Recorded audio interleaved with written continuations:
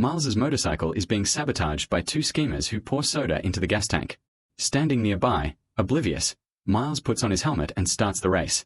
One of the schemers films from behind as Miles crests a steep hill.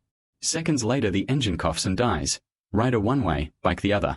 Miles falls from a height of 5 meters, tumbling down the slope before finally stopping. The schemer captures everything on camera and smirks with satisfaction. A friend hesitates to leave Miles behind, but a man in black warns him off. The gang then drives away, abandoning Miles in the middle of nowhere. Unwilling to confront them, Miles drains the soda and refills the tank with real gasoline. He kicks and kicks, but the engine won't turn over. Off in the distance he notices a scrapyard and hears the low roar of some beast from within. Curiosity wins. He edges closer, until a pair of glowing red eyes stare out from the dark. Panicking, he bolts back to his bike. After a few more tries the engine finally fires. Without looking back, and with his pants slipping down, Miles tears off. At the hilltop, nothing seems to be chasing him, so he circles back to investigate. Then, from over the crest, something strange hurtles straight at him. Luckily Miles is a seasoned off-road rider and dodges the strike. He weaves through obstacles to shake the predator. He hits a makeshift ramp and launches into the air, the creature in hot pursuit. On landing, the beast isn't as nimble. It tumbles, crashes into a pile of scrap, and goes limp. Seeing no movement, Miles approaches and realizes it's a robotic dog, badly damaged and no longer combat capable. To avoid capture, it initiates a 20-second self-destruct. Miles gently strokes it, calming it enough to abort the sequence. He pulls a metal rod from its chassis. The dog's eyes shift to blue, a sign of goodwill. Miles's phone suddenly rings. The dog has paired an app directly to his device to ask for repairs. He grabs tools, cuts away barbed wire wrapped around its body, and studies the bullet scars, wondering what it's been through. He works through the night without going home. Meanwhile, Sam, the one who set Miles up, uploads the crash video for clicks, delighting in the attention. Sarah, who barely knows Miles, can't stomach it. She confronts Sam and forces him to reveal Miles's location. Back at the yard, Miles removes the fairing from his bike and uses a blowtorch to patch the robot dog's shoulder. He tops up its energy with gasoline. The dog rebounds to full spirit, sniffs to memorize Miles's scent, and accepts him as its new handler. Seeing no malice, Miles removes its muzzle. Inside its mouth, rows of mechanisms whir. The dog flips a cap toward him as if to say, "Be brave, charge ahead. I'll cut the wind at your side." Man and dog play together in the lonely hills. Miles has no idea the dog will bring danger into his life. In town, Miles's skill on a motorbike makes Sam burn with jealousy. That's why, at the very start, Sam poured soda into his tank, just to watch Miles fail. The robot dog is in fact a product of a defense lab, designed for future warfare. But its heart is a real heart, transplanted from a fallen service dog, giving it the thoughts and feelings of a living animal. Because of that, it escaped the lab's control. The command center tracks the dog and Miles. One officer wants to authorize its destruction, but lead researcher Professor Randall blocks the order. He wants to monitor the dog remotely to see whether it can be easily domesticated by a human. Just then, Sarah shows up and calls Miles's name. Hearing a shout, the dog assumes a threat and charges. Sarah dives into her car, so it can't reach her and instead leaps onto the back of the vehicle. Unluckily, the car is bogged in sand. Hearing Sarah scream, Miles rushes over, soothes the dog, and introduces Sarah as his girlfriend, warning it not to harm her. Convinced, the dog quiets. Its red eyes fade to blue, recognizing Sarah as a friend. She laughs, charmed and bewildered. The three spend the afternoon playing on the hilltop. Sarah suspects the dog is military and insists they should turn it in. Miles disagrees. He points out the bullet holes and argues its owners don't deserve to have it back. They talk, and Sarah learns Miles lost his mother long ago. At the lab, Randall's team reviews data on Miles and Sarah.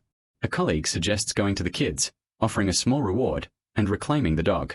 Randall refuses. If his trial works, it could accelerate 5 years of research.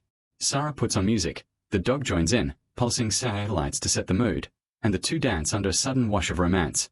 Dinner by dog disco. So that's what third-wheeling really means. At dawn, the dog helps pull the car free, and the trio heads out, until they run out of gas and stop at a station. Neither Miles nor Sarah has money. The dog hacks the pump with its eyes, fills their tank to the brim, and, wildly, forces the machine to spit out all prior takings. Stunned that the dog can crack computer systems, they grab the cash and bolt. Sarah drives to her art studio, walls covered in her own murals. Miles decides to leave the dog there. Bringing it into town would panic people. A projector pops up on the dog's head, turning a wall into a screen. Up comes a top-secret crane project, a defense collaboration. It explains that Axel was built as the war dog of tomorrow, biolink to a human for canine-level loyalty with vastly greater destructive power. The dog presents a thumb-shaped device. Miles puts his finger on it, the scanner pricks him, and his blood completes the pairing. He is now the dog's registered handler. Sam, who like Sarah, shows up furious to see Miles with her. He throws a punch. The dog sees the threat, pounces, and drags Sam across the ground, humiliating him. Sarah, wanting no more trouble, urges Miles to call the dog off. Tempted by payback, Miles has the dog haul Sam up to his face and warns him never to go near his girlfriend again, or next time, there won't be mercy. Terrified, Sam nods, and the dog releases him. Humiliated, Sam vows revenge. Sarah scolds Miles for going too far. She and her mother live in Sam's house. Her mom works there as a housekeeper, and they rely on Sam's family for her grandmother's nursing home bills. You're acting trashy, she snaps. Give a guy power and you're no better than Sam. Miles cools down, apologizes, and they make up. The dog will stay one night at the studio.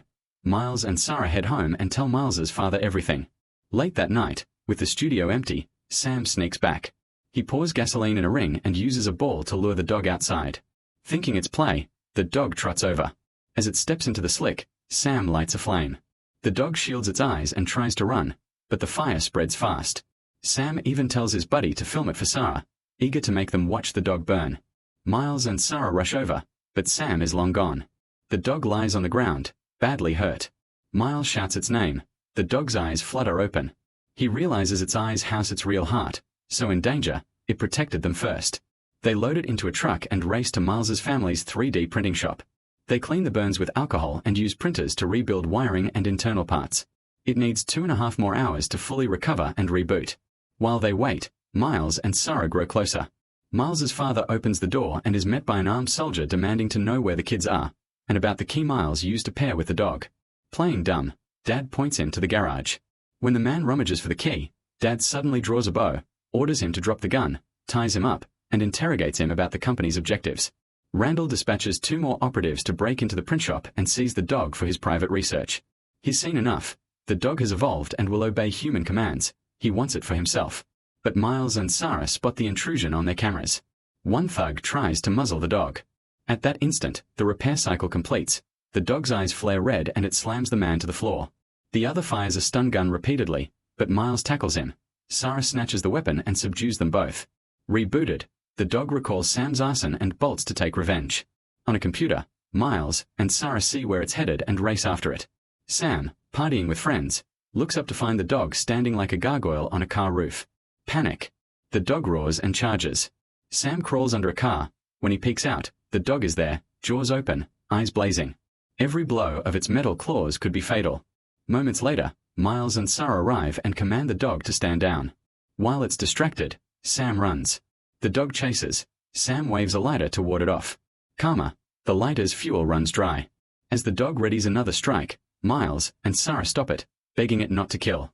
At their voices, the fearsome soldier becomes a gentle dog again, sitting obediently by its handler, while Sam shakes like a leaf.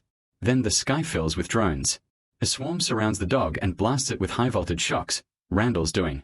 The dog screams, collapses, and Miles and Sarah are grabbed by Randall's men and hauled, with the dog, back to the lab. Miles wakes in a locked room. Randall demands the dog's key, only it will make him the true handler. Miles refuses to let the dog become a killing machine and won't say a word. Randall brings in Sarah and traps her with a laser ring near the dog, still racked by high-voltage currents and unable to recognize friend from foe. One step past the ring and it will attack. As the dog lunges, Sarah mimics her drawing motions, triggering its memory. The red in its eyes fades to blue. It breaks free of the cables. It rushes Randall, but Miles holds it back and grants mercy. Randall flees straight into military forces who've been alerted by his own colleagues. They arrest him, ending his cruel plan. A female officer orders Miles to surrender the dog. It's military property. Sarah opens a roll-up door and steps into the soldiers' sights. They seize her. Miles guns his bike with the dog aboard and blasts through the cordon. They move as one. The dog crouches to form a ramp, boosting Miles up the hillside. Troops give chase, forcing them to a cliff. The drop is craggy and steep. They slip and fall. Miles breaks an arm and can't move. The dog nudges and lifts, trying to get him on his feet, but he can't. He tells it to run. Save yourself. Loyal to a fault, it won't leave. Miles yells, "If you don't go, I'll leave you." The dog hesitates, then turns away. It knows the army wants it. Only by leaving can it keep Miles safe. Drones return and shock it again. A helicopter joins the hunt. The dog's pace falters. It looks back toward Miles, remembering his first command: be brave, go forward. It's a farewell. The dog initiates self-destruct. A few seconds later, flames engulf it and a plume of black smoke rises. Its existence ends, protecting everyone and denying the military another experiment. Miles is shattered, but he knows it's the only way. In the aftermath, Miles and Sarah adopt a husky that looks like the robot. They build a quiet life. Sometime later, Miles's father sends him the key. When Miles taps it, his phone auto-downloads the complete assembly files for the dog. They look at each other with the same idea. That's where the film ends. Thanks for watching, and see you next time.